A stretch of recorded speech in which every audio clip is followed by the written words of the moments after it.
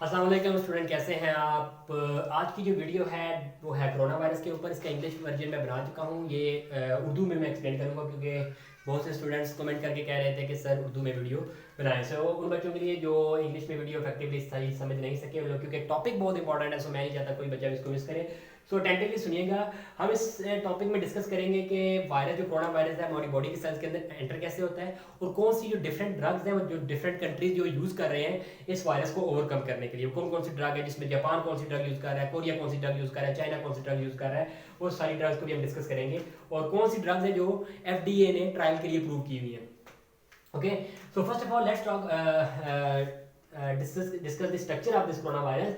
इसमें सबसे क्या है कि सेंटर में आप देखेंगे ये वायरस का जीनोम है जो कि सिंगल स्ट्रैंडेड RNA है। आपको पता है कि जो जीनोम होता है वायरस का वो सिंगल स्ट्रैंडेड RNA भी हो सकता है, डबल स्ट्रैंडेड RNA भी हो सकता है, सिंगल स्ट्रैंडेड DNA भी हो सकता है और डबल स्ट्रैंडेड DNA भी हो सकता है। आपका जो कोरोना वायरस है इसके अंदर जो जीनोम है वो है सिंगल स्ट्रैंडेड RNA जीनोम, और उस जीनोम को कवर किया गया है प्रोटीन से, जिसको जो कि प्रोटीन कवरिंग जिसको हम कहते हैं कैप्सिड। उसके अलावा एक एडिशनल प्रोटीन कवरिंग भी होती है कोरोना वायरस में जो है जिसको हम कहते हैं इनवेलप। इनवेलप सब वायरस के अंदर नहीं होता, कुछ वायरस के अंदर होता है जिनको हम कहते हैं इनवेलप वायरस, और कुछ वायरस ऐसे होते हैं जिनके अंदर ये प्रोटीन नहीं होती, उनको हम कहते हैं non enveloped virus. Non enveloped virus में आपको एक और प्रोटीन मिलेगी जिसको हम कहते हैं स्पाइक प्रोटीन, कोरोना वायरस में सॉरी।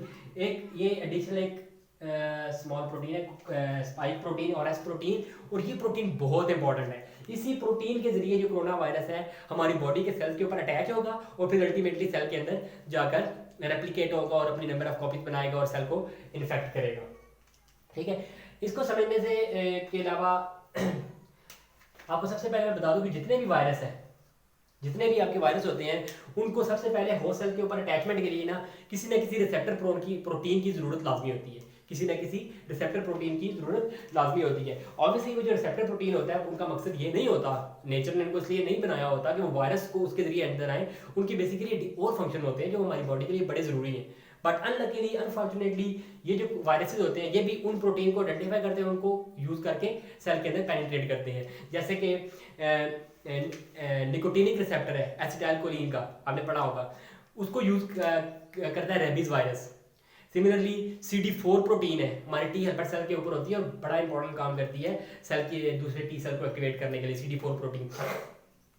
अब वो जो उस प्रोटीन का नॉर्मल फंक्शन तो होता है कि उसने MHC2 के साथ बाइंड करना होता है, बट क्या होता है कि वो जो CD4 प्रोटीन है उसको वो HIV वायरस आइडेंटिफाई कर लेता है अटैचमेंट के लिए और सेल के अंदर दाखिल हो जाता है। इसी तरह और भी बहुत से एग्जांपल है जिसमें जो नॉर्मल हमारी प्रोटीन है उन्हीं को वायरस अटैचमेंट के लिए यूज कर सकता है। तो कोरोना वायरस भी ऐसा ही है, वो भी एक हमारे सेल के ऊपर एक नॉर्मल प्रोटीन को आइडेंटिफाई करता है और सेल के अंदर दाखिल हो जाता है। अब वो नॉर्मल प्रोटीन बेसिकली कौन सी है, उस जो जिस प्रोटीन को कोरोना वायरस आइडेंटिफाई करता है अटैच होने के लिए उसको हम कहते हैं एंजियोटेंसिन 2 रिसेप्टर प्रोटीन।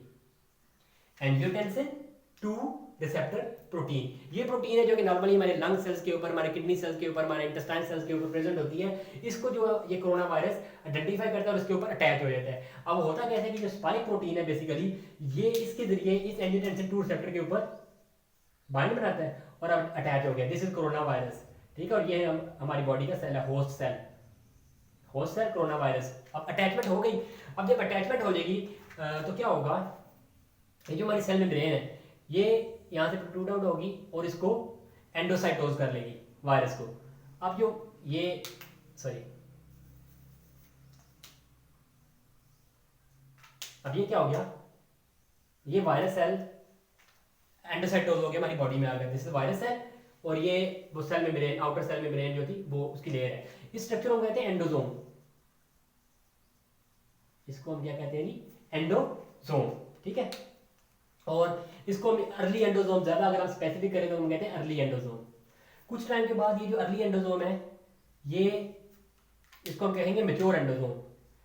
ठीक है, मेच्योर एंडोसोम। अब क्या होगा कि मेच्योर एंडोसोम के अंदर क्या होगा, ये जो वायरल की जो लेयर है, आउटर लेयर है, और जो इस एंडोसोम की आउटर लेयर है ये फ्यूज हो जाएंगे, ये फ्यूज हो जाएंगे और जो वायरल RNA है वो यहाँ से लीक होता हुआ हमारे साइटोप्लाज्म में आ जाएगा। ठीक, एक पॉसिबिलिटी ये भी होती है। दूसरी पॉसिबिलिटी क्या है कि हमारा जो ये जो एंडोसोम है, ये जो एंडोसोम है जिसके अंदर वायरस पड़ा हुआ है, वायरल RNA पड़ा हुआ है, सॉरी सॉरी ये वायरस पड़ा हुआ है और ये हमारा एंडोसोम है। अब दूसरी पॉसिबिलिटी क्या होती है, मैं थोड़ा सेल को बड़ा कर लेता हूँ ताकि आपको ज़रा अच्छे से समझ आ जाए। दूसरी पॉसिबिलिटी ये होती है कि ये जो एंडोसोम है ये लाइसोसोम के साथ फ्यूज कर देता है। लाइसोसोम एक और सेल ऑर्गेनेल है जो हमारी बॉडी में होता है, ये उसके साथ फ्यूज कर देते हैं, ठीक है। और इसके जितने भी एंजाइम्स होते हैं ना लाइसोसोम के अंदर, वो सारे इस प्रोटीन को, इस वायरस की जो प्रोटीन है कैप्सिड को, इस वायरल प्रोटीन को तोड़ देंगे, वायरल प्रोटीन को तोड़ देंगे और जीनोम जो है वो आरएनए जो है वो बाहर लीक आउट हो जाएगा, ठीक। ये भी एक पॉसिबिलिटी है। अब एंडोसोम और लाइसोसोम को अपनी एक्टिविटी को परफॉर्म करने के लिए ना एसिडिक एनवायरनमेंट चाहिए होता है, एसिडिक पीएच रिक्वायर्ड होती है। बेसिक पीएच पे ये अपना काम नहीं कर सकते। ये वायरल की प्रोटीन को, इस वायरल की लेयर को इस लेयर के साथ फ्यूज होने के लिए और इन एंजाइम को, इस प्रोटीन कवरिंग को ब्रेक करने के लिए, तोड़ने के लिए एसिडिक एनवायरनमेंट रिक्वायर्ड होता है, ठीक है। अब क्या होगा, एंजाइम जो आरएनए है वायरस का, कोरोना वायरस का आरएनए अब हमारे साइटोप्लाज्म के अंदर आ चुका है। अब देखें क्या होगा जी, जैसे कोरोना वायरस का जो साइटोप्लाज्म है वो हमारे सेल के अंदर आ जाएगा, व्हाट विल हैपन, ओके। इससे पहले मैं आपको नॉर्मल जो ट्रांसलेशन होती है मैं आपको थोड़ा सा उसके बारे में बता देता हूँ, फिर आपको इसका अच्छा से समझ आएगा। जो नॉर्मल सेल है ना, ये नॉर्मल सेल है, ये हमारे सेल का न्यूक्लियस है। न्यूक्लियस थोड़ा बड़ा बना लेते हैं क्योंकि न्यूक्लियस में हमने ट्रांसक्रिप्शन को शो करना है, ठीक है। ये नॉर्मल सेल है और ये उसका न्यूक्लियस है और ये न्यूक्लियस के अंदर डीएनए है, ठीक है। अब इस डीएनए से आरएनए बनेगा, ये होगी ट्रांसक्रिप्शन, और ये कहाँ पे हुई, न्यूक्लियस के अंदर हुई। बट ये जो भी आरएनए बने ना, ये भी मेच्योर आरएनए नहीं है, इसको बहुत से काम होने हैं। उसको कहते हैं पोस्ट ट्रांसक्रिप्शनल मॉडिफिकेशन, यानी ट्रांसक्रिप्शन के बाद वाली मॉडिफिकेशन, पोस्ट, ठीक है। उसमें क्या होगा पोस्ट ट्रांसक्रिप्शन मॉडिफिकेशन में कि इसका जो 3 एंड है और 5 एंड है वहां पे कुछ चेंजेस होंगी। 3 एंड में क्या होगा, बहुत सारे ए ग्रुप लग जाएंगे, एडिनोसिन के ग्रुप, न्यूक्लियोटाइड एडिनोसिन, पिछली क्लास में हमने पढ़ा होगा। इसको कहते हैं पॉली ए चेन, वो किस साइड पे लगेगी, 3 प्राइम एंड पे। और 5 प्राइम एंड पे क्या लगेगा, सिंपल एक न्यूक्लियोटाइड जो हमने पढ़ा था गुआनिन, गुआनोसिन लगेगा। तो 5 प्राइम पे ये गुआनोसिन लग गया। बट ये जो गुआनोसिन है ना, ये नॉर्मल गुआनोसिन नहीं है, ये थोड़ा सा मॉडिफाइड है। इस गुआनोसिन के साथ ना एक मिथाइल ग्रुप लगा होता है, CH3 ग्रुप, मिथाइल ग्रुप पढ़ा ना। अब ये जो मिथाइलेटेड गुआनोसिन इसको कहते हैं। अब ये मिथाइलेटेड गुआनोसिन इसके 5 प्राइम पे लग गया। अब ये जो आरएनए बन गया ना, अब ये बिल्कुल एक्टिव आरएनए है। अब ये बिल्कुल रेडी है कि भाई मैं जाऊंगा बाहर, अपनी ट्रांसलेशन करूंगा और अपनी प्रोटीन बनाऊंगा, क्योंकि आरएनए से प्रोटीन बननी होती है ना बाहर जाके साइटोप्लाज्म में। अच्छा, ये जो पॉली ए टेल है ना, बेसिकली ये हेल्प करेगी आरएनए की कि वो इस न्यूक्लियस से होता हुआ बाहर साइटोप्लाज्म में आ जाए। इस पॉली ए टेल की वजह से ये आरएनए आप साइटोप्लाज्म में आ जाएगा। और ये जो 5 प्राइम कैप है, गुआनोसिन मिथाइलेटेड कैप जो है, ये 5, ये एक तो इसको डिग्रेड होने से बचाती है और दूसरा इसका काम क्या है कि इसने इसको राइबोसोम के ऊपर अटैच होने में हेल्प करती है आरएनए को। ऑब्वियसली आरएनए प्रोटीन तभी बनाएगा ना जब वो राइबोसोम के ऊपर जाके अटैच होगा, तो राइबोसोम को अटैच होने में ये 5 प्राइम उसकी हेल्प करती है। अब मसले की बात ये है कि जो वायरल आरएनए आया, इसके पास ऑलरेडी पॉली ए टेल भी होती है और इसके पास ऑलरेडी जो कैप है 5 प्राइम मिथाइलेटेड कैप है वो भी इसके पास ऑलरेडी होती है। दोनों चीजें इसके पास ऑलरेडी होती हैं। जब इसके पास दोनों चीजें ऑलरेडी होंगी तो मसले की बात है कि आसानी से हमारे होस्ट सेल के राइबोसोम को आइडेंटिफाई करेगा और उसके ऊपर अटैच हो जाएगा और उसके ऊपर अटैच होके प्रोटीन बनाना शुरू कर देगा। और सबसे पहली प्रोटीन जो ये वायरस हमारा जो ये वायरल आरएनए बनाएगा वो होगी RNA dependent RNA polymerase. RNA dependent RNA polymerase, RNA dependent RNA polymerase मतलब कि आरएनए को इस्तेमाल करते हुए ये और आरएनए बनाएगा। इसका मतलब रेप्लिकेशन का काम करेगा। अब ये वायरल आरएनए जो आ तो गया है, अब उसको रेप्लिकेशन कौन करेगा, उसकी नंबर ऑफ कॉपीज ज्यादा कैसे होगी, ये एंजाइम जो उसने खुद ही अपने अंदर उसके अंदर खासियत थी उसने बनाया। पहले इसकी ट्रांसलेशन होगी, आरएनए डिपेंडेंट आरएनए पॉलीमरेज ये एंजाइम बनेगा जो कि प्रोटीन है। ये प्रोटीन अब इसकी फर्दर एप्लीकेशन करेगी और जब फर्दर एप्लीकेशन करेगी, for example I am going to remove these endosome and lysosome. अब हम देखते हैं फॉर एग्जांपल ये वायरल आरएनए था 3 प्राइम 5 प्राइम, यहाँ पर पॉली ए टेल लगी हुई थी और यहाँ पर 5 कैप लगा हुआ था। अब ये इसकी ट्रांसलेशन के बाद ये आरएनए बंद हो गया।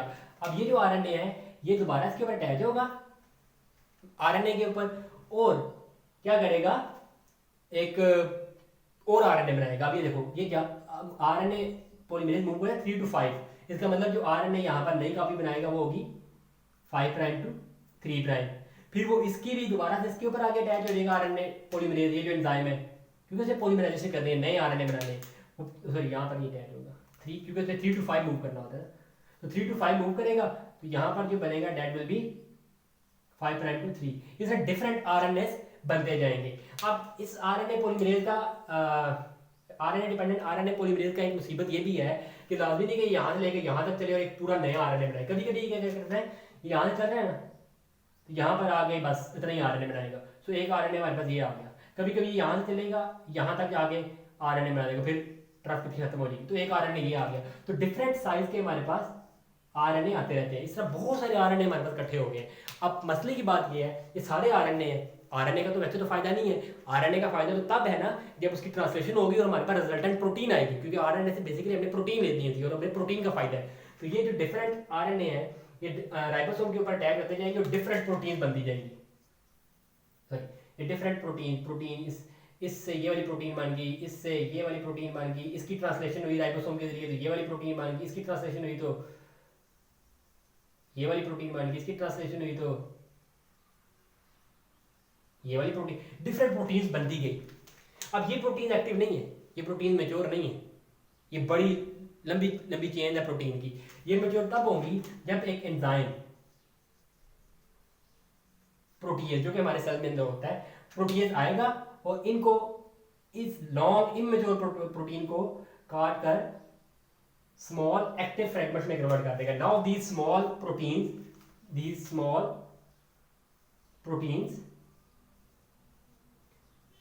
they are active fragments of the proteins, they are active fragments of the protein। अब ये प्रोटीन क्या करेंगी, ये सारी वही प्रोटीन है जो इस वायरस के एनवेलप में या कैप्सिड के अंदर प्रेजेंट है, ठीक है। अब ये सारी प्रोटीन इस आरएनए तो ऑलरेडी है, प्रोटीन ऑलरेडी है, ये इस आरएनए को जो अपने अंदर रिजेंबल करेंगी और दोबारा एक पूरा एग्जैक्ट नया कोरोना वायरस सेल के अंदर बनता जाएगा,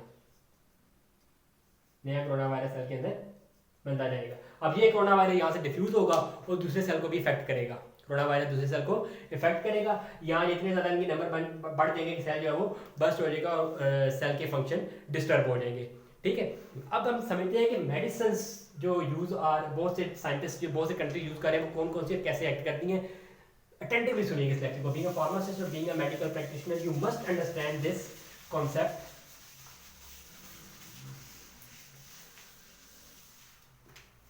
so please stay with me. देखो सबसे बेस्ट जो यूज की जा रही है कोरिया में और चाइना में, इसके बड़े जबरदस्त किस्म के रिजल्ट आए, दैट इज हाइड्रोक्सीक्लोरोक्विन।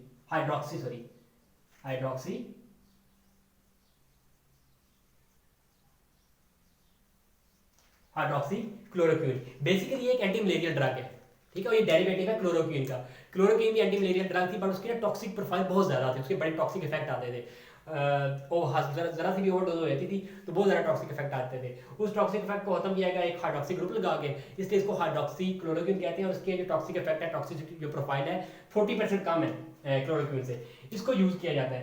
अब ये जो हाइड्रोक्सीक्लोरोक्विन है ना, ये बहुत से फंक्शन परफॉर्म करती है। सबसे पहले मैंने आपको बताया था कि जो एंजियोटेंसिन 2 रिसेप्टर होता है, एंजियोटेंसिन 2 रिसेप्टर होता है जो हमारे सेल पे, जिसको ये कोरोना वायरस आइडेंटिफाई करता है अपनी स्पाइक प्रोटीन के जरिए, ठीक है। अब ये जो एंजियोटेंसिन 2 रिसेप्टर है ना, इसके ये ग्लाइकोसाइलेटेड होता है। ग्लाइकोसाइलेटेड मतलब इसके साथ बहुत से ना sugar moiety carbohydrates group attach होते हैं, जो कि बड़े जरूरी है इस रिसेप्टर को एक्टिव रखने के लिए और उसकी एक्टिविटी को परफॉर्म करने के लिए। हाइड्रोक्सीक्लोरोक्विन क्या करेगा, इसकी ग्लाइकोसाइलेशन को इफेक्ट करता है। जब ग्लाइकोसाइलेशन इफेक्ट हो जाएगी तो क्या होगा कि ये स्पाइक प्रोटीन और एंजियोटेंसिन 2 रिसेप्टर की बाइंडिंग जो है वो भी इफेक्ट होगी, तो अब रिसेप्टर जो है वो इतना अच्छा रिजल्ट नहीं देगा। दूसरी बात, दूसरा जो फंक्शन है इसका वो ये है कि मैंने आपको ये बताया था कि एंडोसोम और लाइसोसोम वो जो यहाँ से डिफ्यूज होकर अंदर आते हैं, जिनके अंदर वायरल का आरएनए पड़ा होता है, ठीक है, ये एंडोसोम है और ये वायरस है। तो क्या होता है कि ये मेम्ब्रेन से फ्यूज होती है और वायरल आरएनए बाहर चला जाता है। तो एंडोसोम को अपना नॉर्मल फंक्शन परफॉर्म करने के लिए एसिडिक एनवायरनमेंट चाहिए था, मैंने बताया था लाइसोसोम को भी अपना नॉर्मल फंक्शन परफॉर्म करने के लिए एसिडिक एनवायरनमेंट चाहिए। हाइड्रोक्सीक्लोरोक्विन जो है ना ये बहुत बेसिक ड्रग है, ये क्या करेगा जो इंट्रासेलुलर ऑर्गेनेलिज हैं जिसमें एंडोसोम है लाइसोसोम है उनका एनवायरनमेंट बेसिक कर देगा। जब एनवायरनमेंट बेसिक कर देगा तो ना तो लाइसोसोम के एंजाइम एक्ट कर सकेंगे इसकी प्रोटीन को तोड़ने में, और ना ही जो है वो ये प्रोटीन एंडोसोम की प्रोटीन के साथ फ्यूज होगी, और ना ही ये जो आरएनए है वो हमारे साइटोप्लाज्म में रिलीज होगा। अब ये आरएनए या endo okay let me draw, ये ऊपर बनाया उसी को बनाते हैं। ये वाला अटैच हो गया, हमने क्या पढ़ा था कि यहाँ से इसकी बडिंग होगी और ये एंडोसोम बन जाएगा, ठीक है, और ये एंडोसोम बन जाएगा और ये वायरस और ये पूरी बॉडी एंडोसोम। और फिर हमने क्या पढ़ा था कि ये मेम्ब्रेन और ये वाली मेम्ब्रेन दोनों फ्यूज हो जाएंगी और वायरल आरएनए बाहर आ जाएगा। मैच्योर एंडोसोम की बात कर रहा हूँ। तो बेसिकली इसको फ्यूजन के लिए ना एसिडिक एनवायरनमेंट चाहिए होता है। हाइड्रोक्सीक्लोरोक्विन क्या करता है, बहुत बेसिक ड्रग है, ये एनवायरनमेंट इतना ज़्यादा बेसिक कर देगी कि ये फ्यूजन पॉसिबल नहीं रहेगी और ये जो आरएनए या वायरल आरएनए वो साइटोप्लाज्म में नहीं आ सकेगा। दूसरा मतलब है कि जो लाइसोसोम होता है उसके जो एंजाइम जाके इस प्रोटीन को डिग्रेड करते हैं और इस वायरल आरएनए को बाहर निकालते हैं, ये एंजाइम भी एसिडिक एनवायरनमेंट में एक्ट करते हैं, बेसिक एनवायरनमेंट में एक्ट नहीं कर सकते।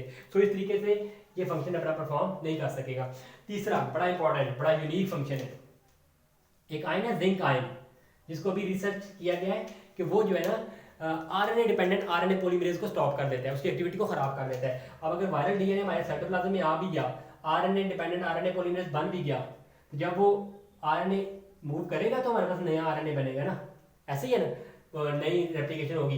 बट जिंक क्या करेगा, इसकी एक्टिविटी को ब्लॉक कर देगा, आरएनए डिपेंडेंट आरएनए पॉलीमरेज की एक्टिविटी को ब्लॉक कर देगा, तो नए आरएनए की कॉपीज हमारे पास नहीं बनेगी, नई आरएनए की कॉपीज नहीं बनेगी। इसका मतलब क्या होगा, रेप्लिकेशन जो है वो स्टॉप हो जाएगी।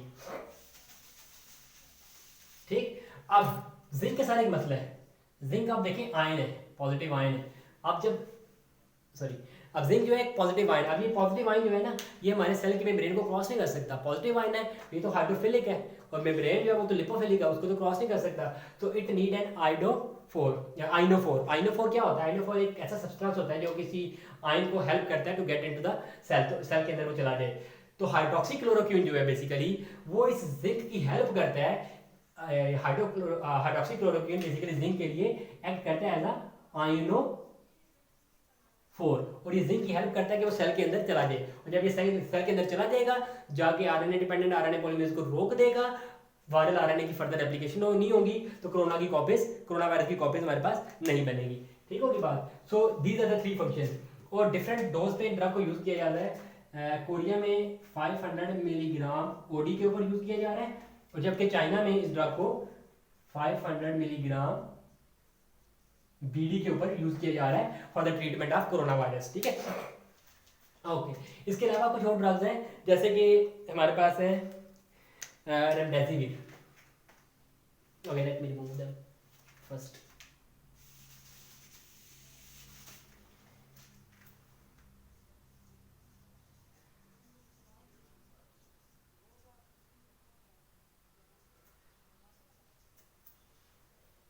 Remdesivir, okay.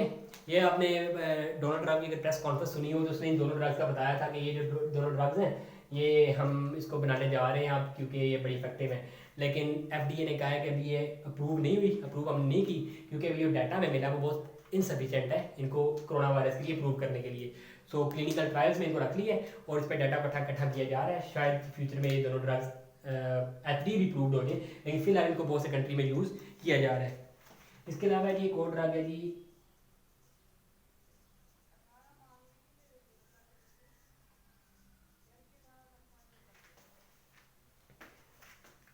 रोपिनाविर and ritonavir. रोपिनाविर and ritonavir, ये कॉम्बिनेशन भी है जी।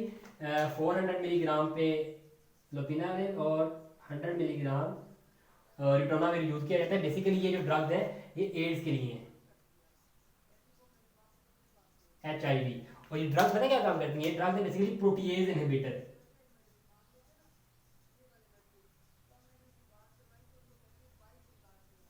Protease inhibitor. अब प्रोटीएज क्या है, प्रोटीएज बेसिकली वो एंजाइम है जो मैंने आपको बताया था कि जब इस आरएनए की ट्रांसलेशन होगी, डिफरेंट आरएनए हमारे पास बन गए थे, फिर उनसे डिफरेंट प्रोटीन्स बनी थी, बनी थी ना, डिफरेंट प्रोटीन बनी थी, लेकिन वो सारी इनएक्टिव थी।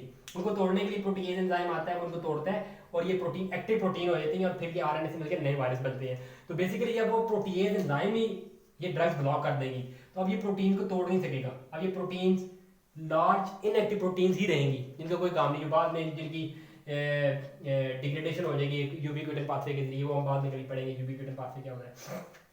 ये प्रोटीन खत्म हो जाएगी बाद में क्योंकि इनका काम नहीं है। तो क्या हुआ कि कैसे हुआ, प्रोटीएज एंजाइम को इनहिबिट कर दिया गया। तो ये जो ड्रग्स हैं जो कि प्रोटीएज इनहिबिटर हैं और इनको भी यूज किया जा रहा है डिफरेंट कंट्री में 400 मिलीग्राम और 100 मिलीग्राम के ऊपर। और जो रेमडेसिविर है ये बेसिकली न्यूक्लियोसाइड एनालॉग है, न्यूक्लियोसाइड एनालॉग है।